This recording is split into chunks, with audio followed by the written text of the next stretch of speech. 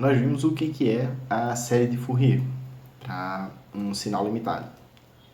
E o que nós vamos fazer agora é o seguinte, dados os coeficientes da série, em que nós não sabemos calcular eles ainda, mas nós vamos ver já na próxima aula como que faz.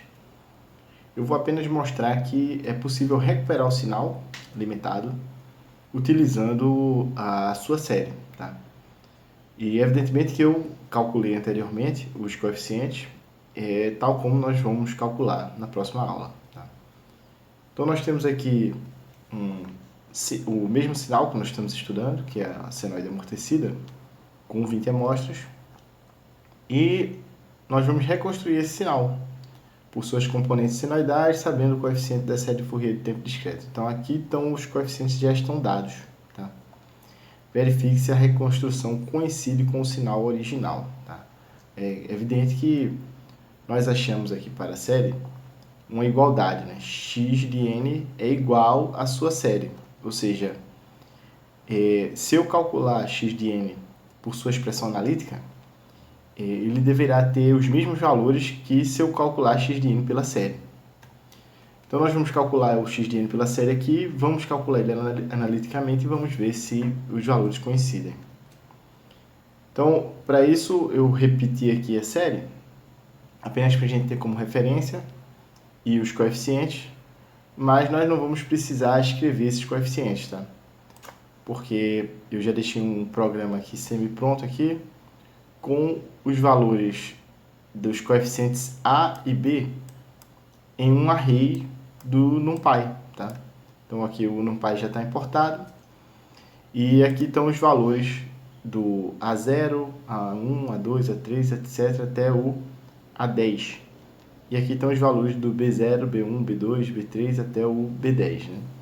É interessante observar aqui que com n par, né, nós temos o n maiúsculo par igual a 20, o BK é sempre 0, tá? E para o valor de n maiúsculo par, nós temos aqui o último valor, né, o B10, igual a 0 também, tá?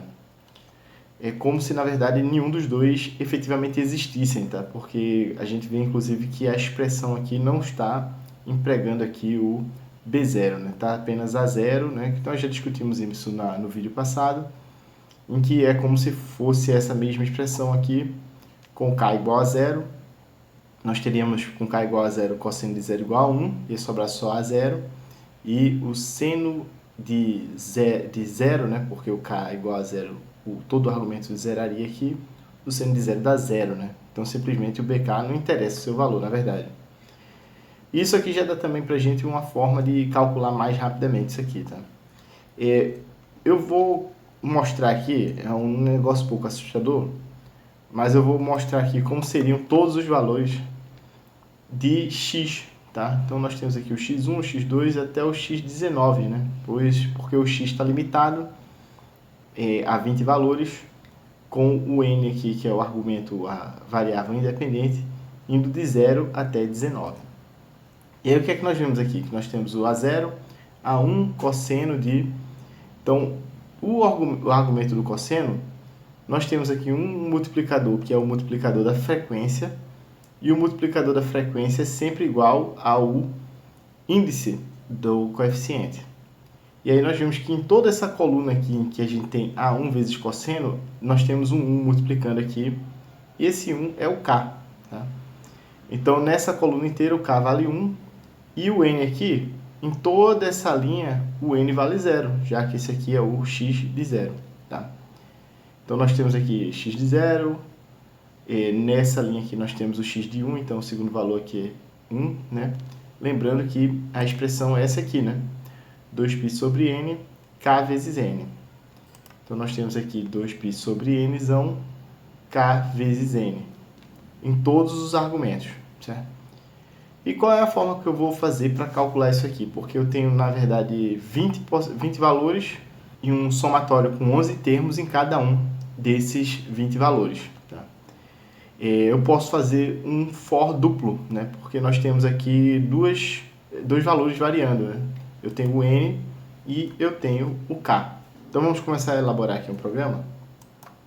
em que eu vou fazer o n variar primeiro.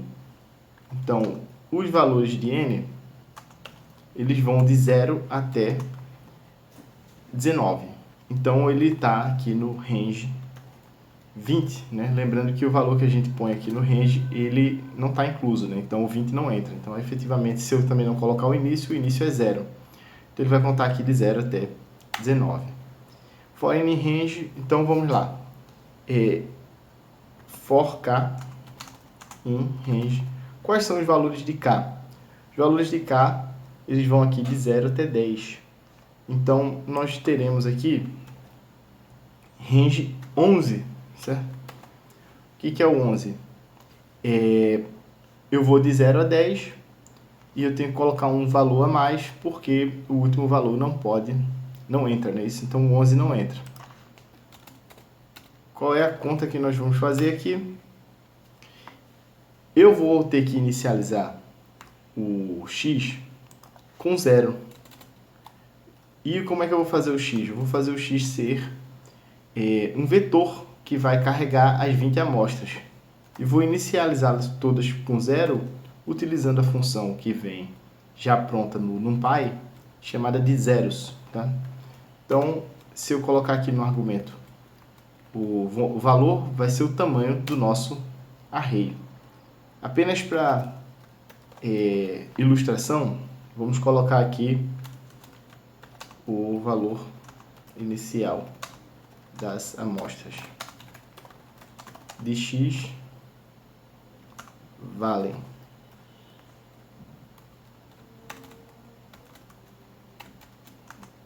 e vou imprimir aqui o valor de x, que no momento devem estar todos zerados, certo?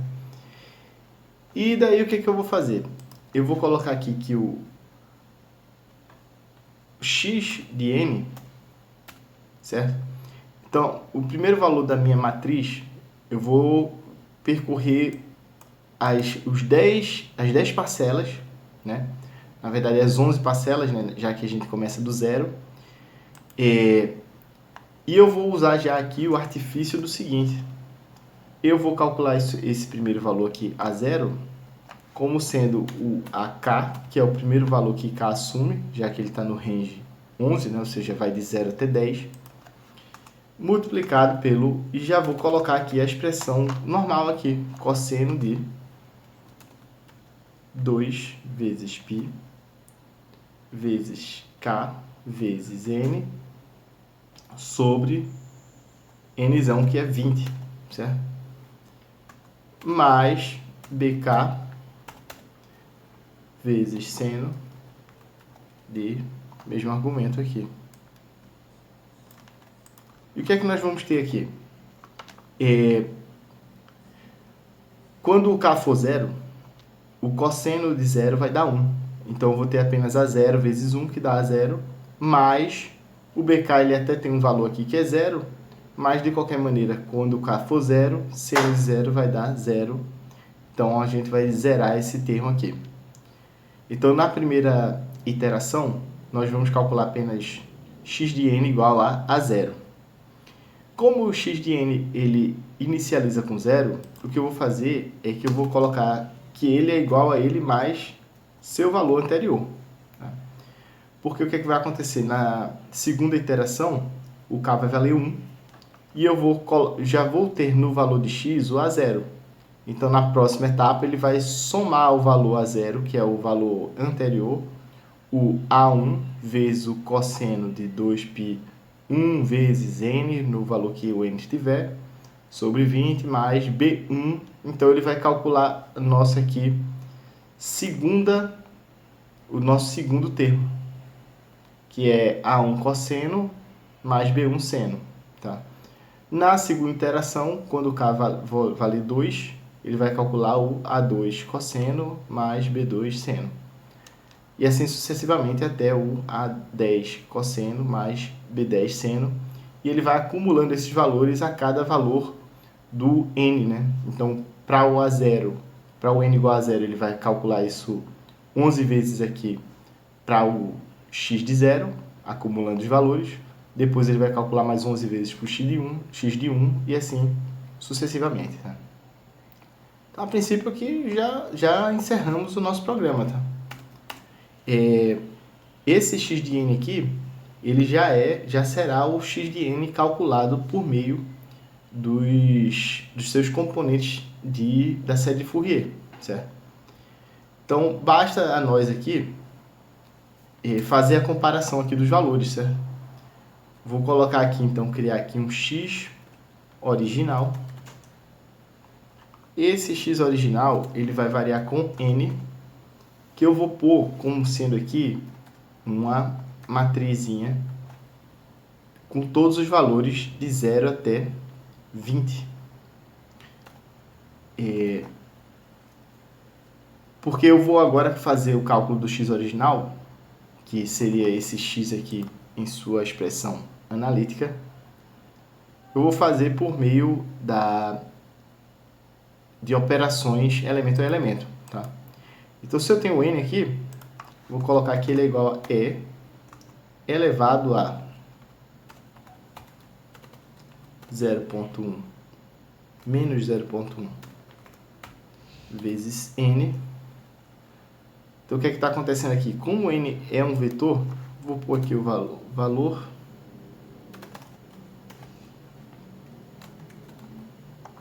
inicial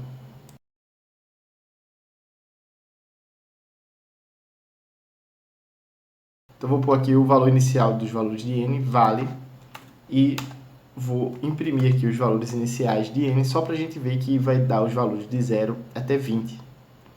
E aí, num vetorzinho, certo? Numa matriz linha. Na verdade, é uma matriz unidimensional. Então, quando eu fizer essa matriz vezes menos 0,1, dá uma nova matriz. E elevado a uma matriz também vai dar uma matriz, tá? Com os valores dessa matriz aqui é elevado a esses valores da matriz, certo? A cada elemento correspondente. E eu posso multiplicar isso aqui pelo seno de 8πn sobre 25. Então, como isso aqui é uma matriz também, vai acontecer a mesma coisa, né? Uma matriz multiplicada por uma constante vai dar uma matriz vezes 1 sobre 25, que também é uma constante, vai continuar dando uma matriz. E o seno de uma matriz vai dar uma matriz com o mesmo tamanho de n. Então, aqui eu tenho uma matriz com tamanho de n e aqui também tenho uma matriz com tamanho de n. E eu vou conseguir calcular todos os 20 valores com uma única multiplicação, tá? E a gente pode comparar aqui os valores de finais de x. Então, o valor inicial, o valor final calculadas pela série de Fourier de tempo discreto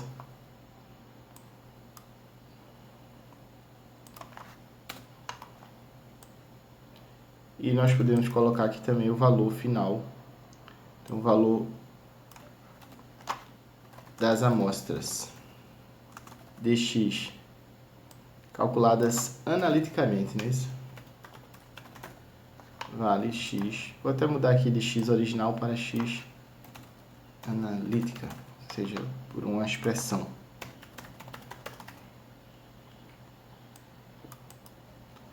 Nós podemos executar o nosso programa aqui e ver se vai estar realmente encontrando pela série de Fourier o mesmo valor para x que nós vamos achar pela expressão analítica. Então, está aqui. Não está muito fácil de ver, não é isso? Então, para facilitar a nossa visualização, eu vou fazer um gráfico, né? Mas vamos tentar olhar aqui. O valor final das amostras de x calculado pela série de Fourier vale 9 vezes 10 elevado a menos 17, tá? Então, esse ezinho aqui da representação do Python vezes 10 elevado a, tá? Então, 9 vezes 10 elevado a menos 17, na verdade, é aproximadamente zero, não é isso? Na verdade, menos 17, ele já está na região de imprecisão dos cálculos do Python. Então, tá ok, isso aqui é aproximadamente zero. O próximo valor é 7,66 vezes 10 a menos 1. E o segundo valor aqui ficou 0,766. Então, tá batendo, né? Terceiro valor, 7,4 vezes 10 a menos 1. E o terceiro valor aqui, 0,74. Então, efetivamente, parece que está batendo os valores, né? Só para a gente ver aqui, ó, o valor inicial das amostras estavam todas zeradas aqui. Era uma matrizinha aqui com todos os valores zero. E o valor inicial do vetor n, que é aquele que contém ali os valores para o tempo discreto, são todos os valores inteiros aqui, né? 0, 1, 2, 3 até 19, certo? Então eu vou comentar aqui esses prints que a gente não vai usar e vou fazer um gráfico aqui. Para fazer o gráfico, eu vou incluir a biblioteca Matplotlib e vou fazer aqui os dois gráficos, tá? Então, o gráfico calculado pela série de Fourier, que é esse x, eu vou colocar apenas as amostras dele usando um x vermelho. Então, aparecerão cruzes delimitando a posição das amostras. E para o x calculado analiticamente, eu pus aqui uma função daquela do tipo ramos, tá? Que vai aparecer ali uma pequena traço vertical ligando o eixo horizontal da variável independente com cada amostra.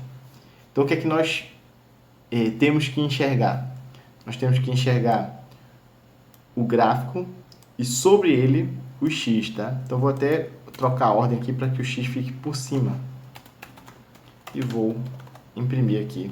Eu vou apenas pôr aqui um comando rápido aqui para que o gráfico apareça maior. Então, aí está o gráfico.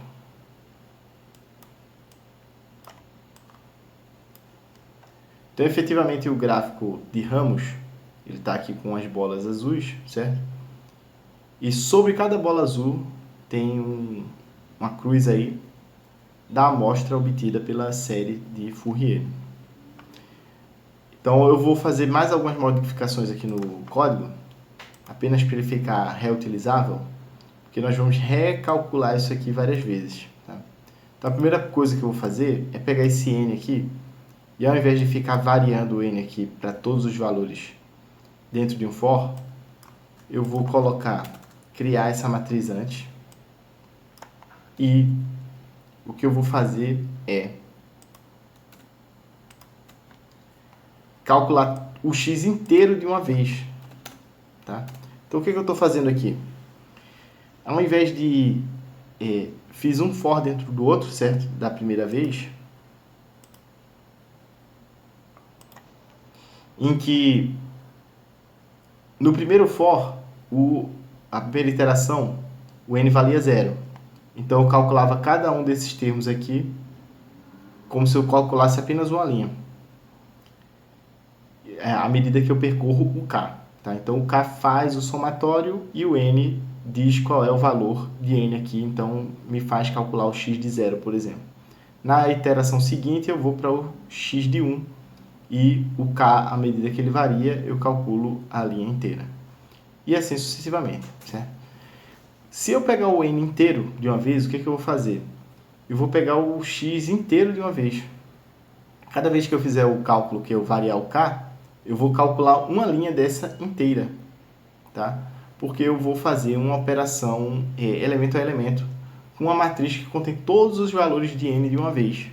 Então, ele vai gerar uma pequena matriz, coluna, e ele vai inicialmente pegar todos os valores de x são 0, depois ele vai somar a 0 várias vezes, depois ele vai somar a 1 cosseno com todos os valores de n e atribuir cada um deles para um dos valores de x, mais bn, b1 com cada um dos valores Depois, no próximo K, ele vai somar todos os valores do cosseno com todos os do seno para A2 e B2 e assim sucessivamente.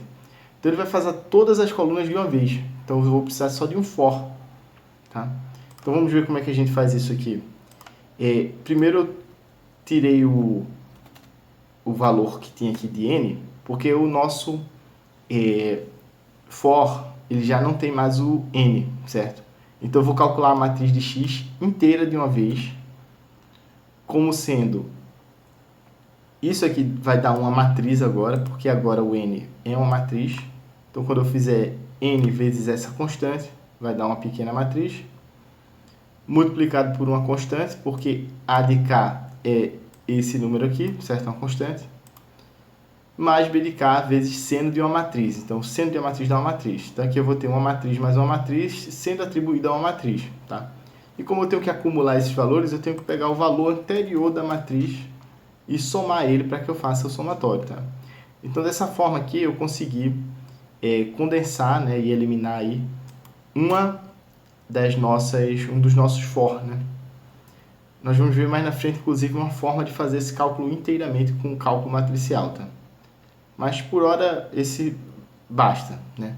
E vou acrescentar mais algumas coisas aqui, que é o seguinte. O n maiúsculo, ele vale 20.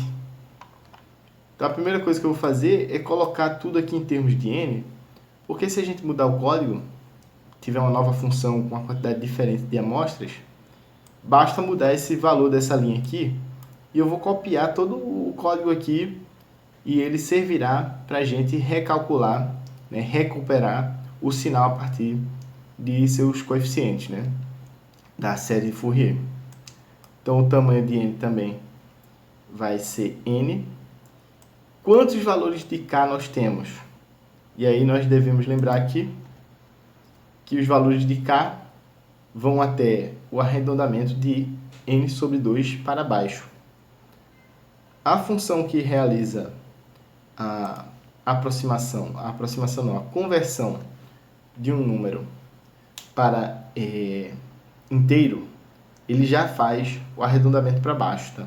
Essa função é a função int.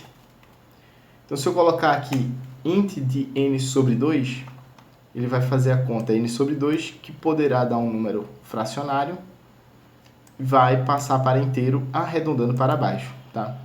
Lembrando que no nosso caso, como o último valor ele não entra nos valores de k, eu preciso aqui somar 1 para fazer o último valor, tá? Então, por exemplo, nesse caso aqui, o n é 20.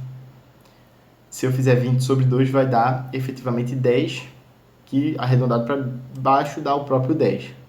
Se eu fizesse range 10 aqui, ele só faria o k variar de 0 até 9. Eu quero que o k varie de 0 até 10, então eu tenho que ter aqui o mais 1. Tá? Então, da forma como o código está aqui, ele vai cobrir todos esses valores de k aqui do somatório. Então, a princípio, aqui o código já está pronto para funcionar com valores distintos de n. Tá? Já está um código genérico para recuperar a função a partir de sua série de Fourier de tempo discreto. Vamos apenas imprimir aqui novamente.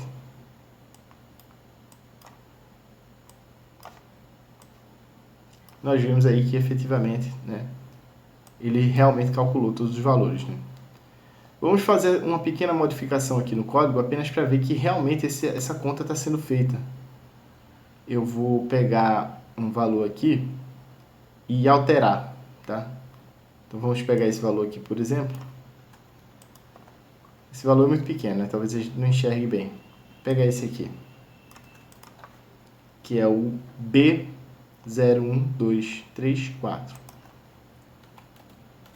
Vou deixar ele comentado aqui. B4. O valor original dele. E vou modificar esse valor aqui. Tá 0. E executar.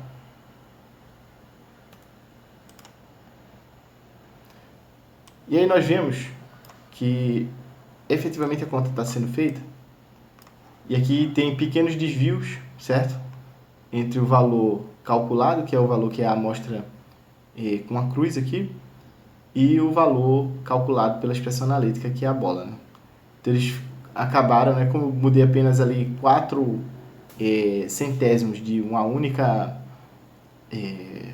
de um único componente de frequência, inclusive nem o componente inteiro, né, porque o componente inteiro é composto pelo A4 e B4, eu modifiquei apenas o B, ele foi suficiente para desviar aqui os valores e a gente consegue ver que efetivamente aqueles coeficientes são os coeficientes que fazem com que a série corresponda com a série, com os valores das amostras. Tá? Então vamos mais um exemplo aqui. Compare x de t igual a e elevado a menos 20t seno de 64 pt, né? Para quem não lembra, esse aqui é o valor da função original que a gente está trabalhando, né? É a função no tempo, então ela não está amostrada. Então t aqui, ele é a princípio real, né? Com esse cara que eu estou chamando aqui de x tilde t, tá? Quem é o x tilde t? São os componentes senoidais e cossenoidais, tá? Dados pelos mesmos AK e BK, que nós calculamos para a série de Fourier de tempo discreto. Tá? Veja, isso aqui, para o tempo contínuo, pode ser que não, efetivamente não seja o melhor caminho, tá? Porque a limitação de ter apenas 10 componentes de frequência, ela ocorreu porque nós tínhamos o sinal amostrado. Tá? Para o sinal de tempo contínuo, eventualmente, apenas 10 componentes de frequência podem não ser suficientes para ter uma boa representação do sinal. Então, o que é que nós vamos fazer? Vamos comparar esses dois sinais, utilizando, e vamos comparar também com o valor das amostras. Tá? Vamos utilizar os AK e os BK da série de Fourier de tempo discreto, naquela região limitada lá, em que o sinal limitado estava. Tá? Então o que é que eu vou fazer? Eu vou partir do código que nós já tínhamos feito, só que agora nós temos a necessidade de fazer um cálculo no tempo contínuo, certo? Então, além do n, que é a variável independente discreta, eu vou criar aqui um pequeno vetor com muito mais valores, certo? Para dar a ideia de continuidade, para o tempo, a variável independente, que seria do tipo tempo contínuo. Tá? Então, eu vou usar a função linspace, que ela cria valores linearmente espaçados. Tá? Então, eu vou colocar aqui o valor inicial é 0 e o valor final é 0,1, certo? Que é 100 milissegundos. E o último argumento aqui é a quantidade de pontos que eu quero. Então, eu vou colocar aqui, por exemplo, 1000 pontos. Tá? Então, o gráfico amostrado ele vai ter apenas 20 pontos, enquanto que o gráfico que terá que se assimilar, né, se assemelhar a um gráfico de variável independente contínua, ele vai ter 1000 pontos. Eu creio que é uma quantidade muito maior, né? Então, dá aí 50 pontos por amostra. E vai parecer realmente que é contínua, tá? E veja, eu posso reaproveitar esse cálculo aqui, nessa modificação, porque basta para mim alterar aqui o tempo, certo? Então, nós vemos aqui que o argumento, ao invés de ser WKN, ele está na forma aqui 2πft, em que F é K vezes a frequência fundamental. Então, vamos alterar aqui 2πk F0, vou criar aqui o valor de F0.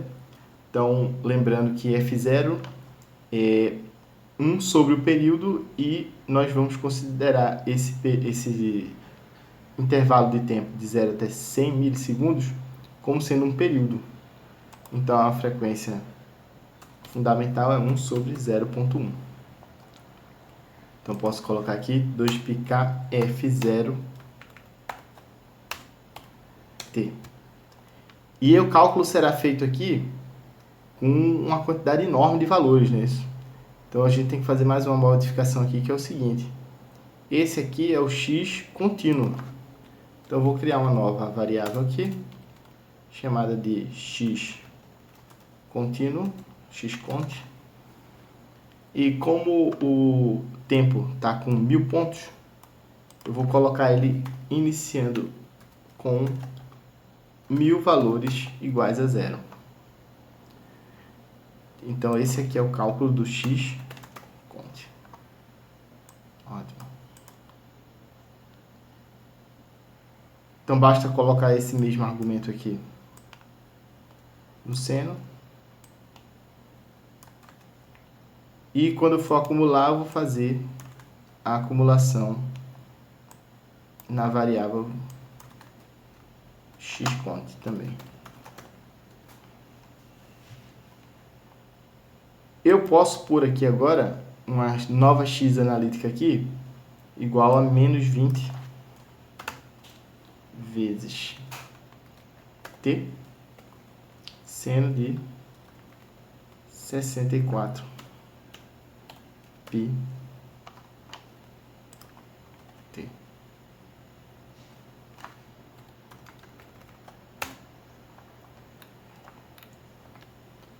E nós vamos... Vou até deletar isso aqui para o código ficar mais fácil de vocês enxergarem.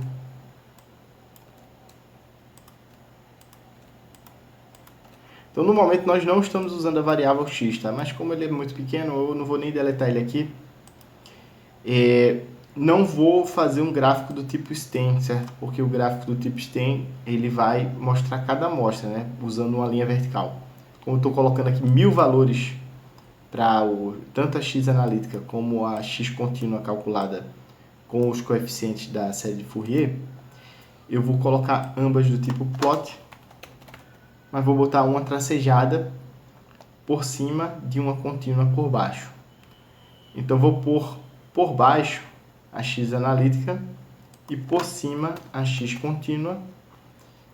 E a x contínua vai ser vermelha tracejada, enquanto que a x analítica será o padrão, que é azul contínuo. Tá? Eu dei um erro aqui porque eu coloquei aqui no eixo horizontal o n, né? Só que essas variáveis agora elas têm como eixo horizontal o t.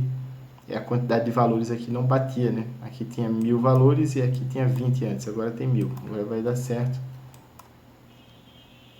Então aí estão os nossos gráficos.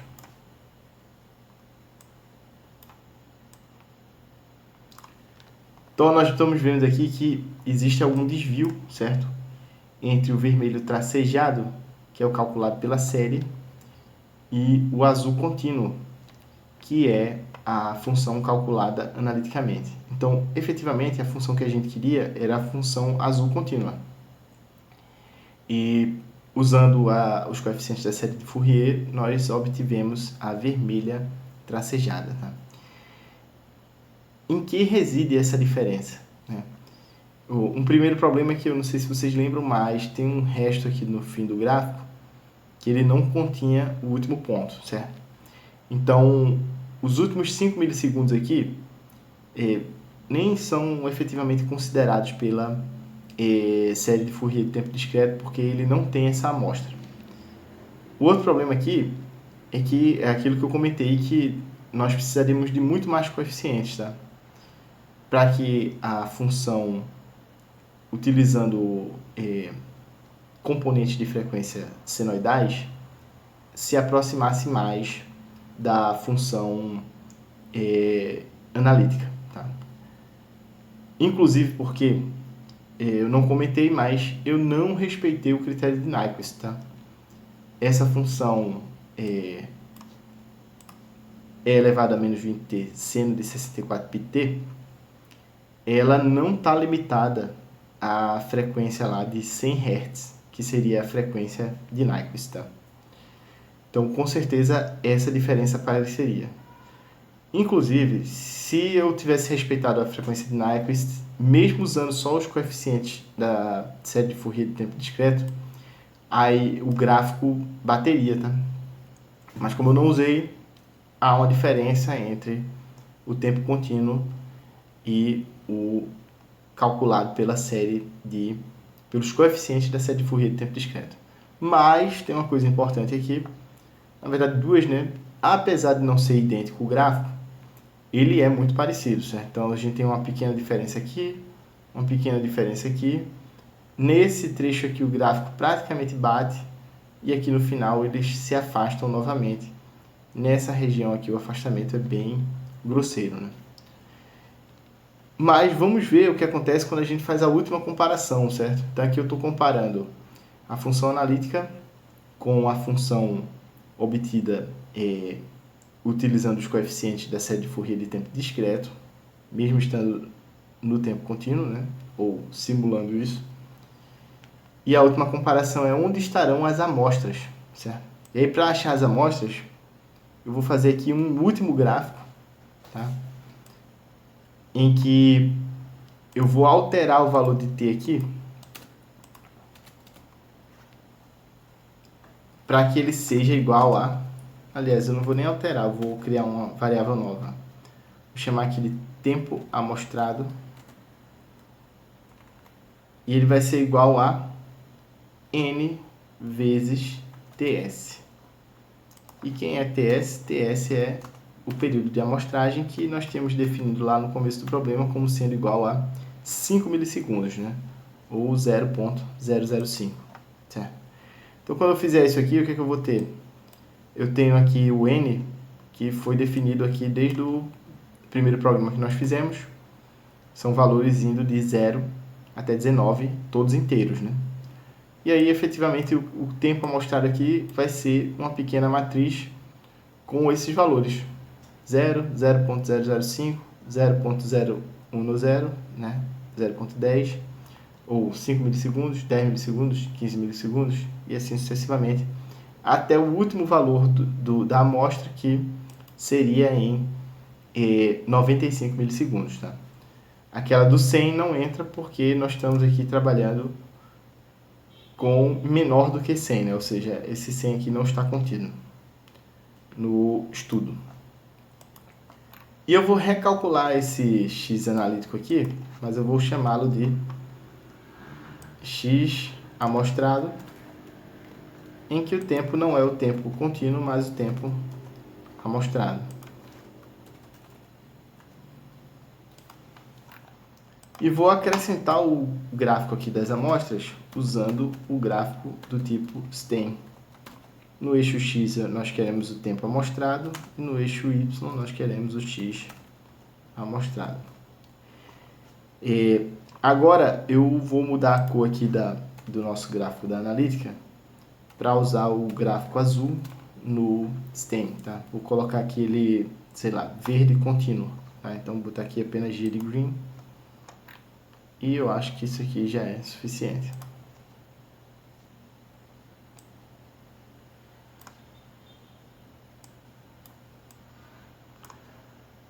E aí está o nosso gráfico, tá? O que nós vemos aqui?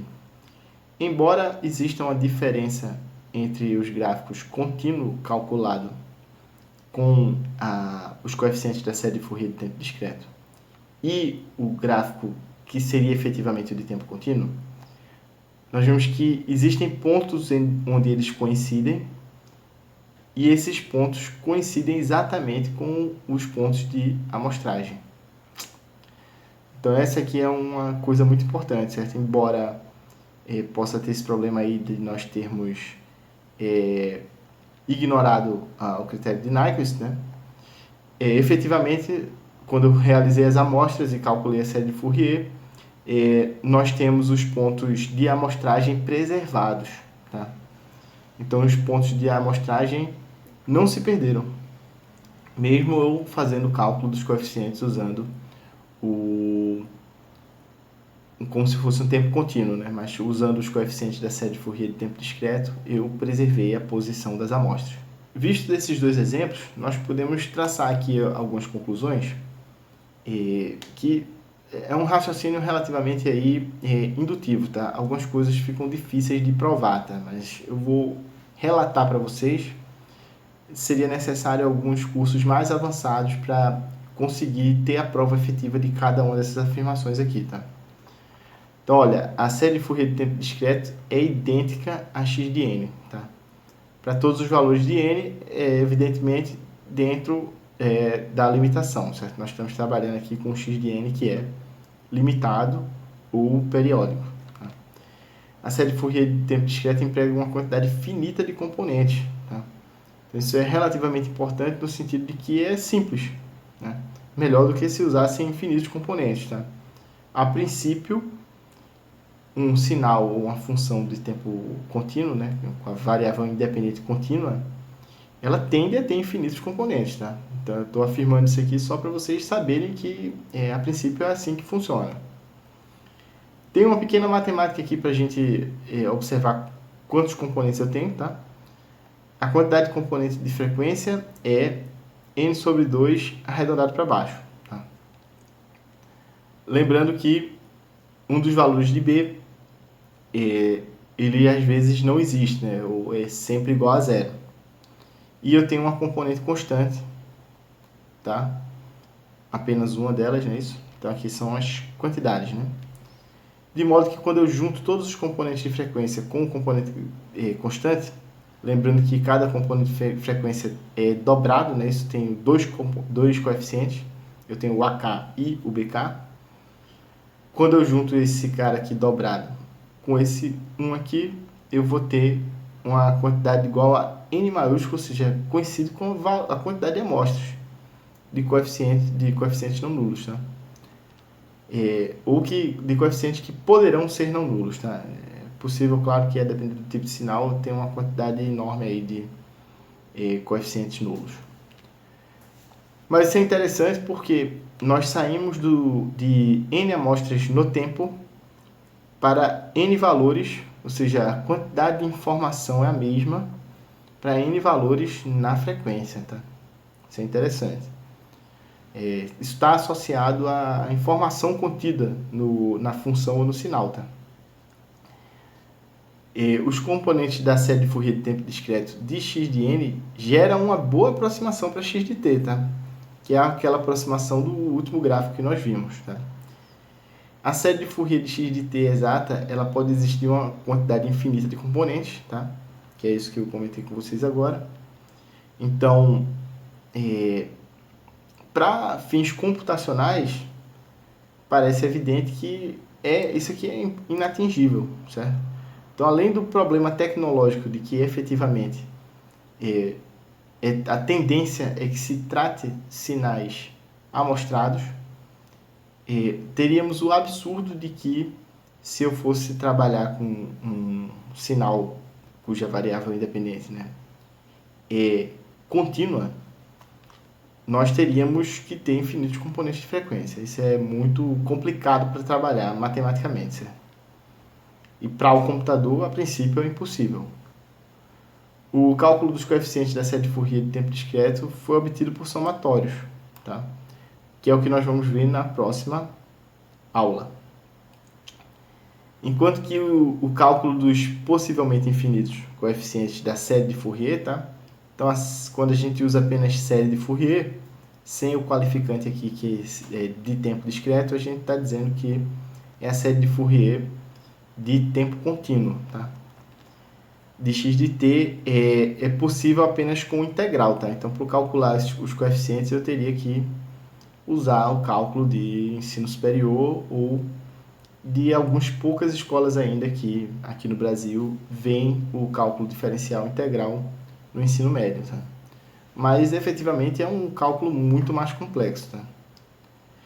Então era isso que a gente tinha para falar sobre a série de Fourier com os senhores, e na próxima aula nós vamos ver como calcular os coeficientes, né? Ou seja, que nesse exemplo que nós vimos, os coeficientes foram dados, e na próxima oportunidade nós vamos aprender como calcular, tá?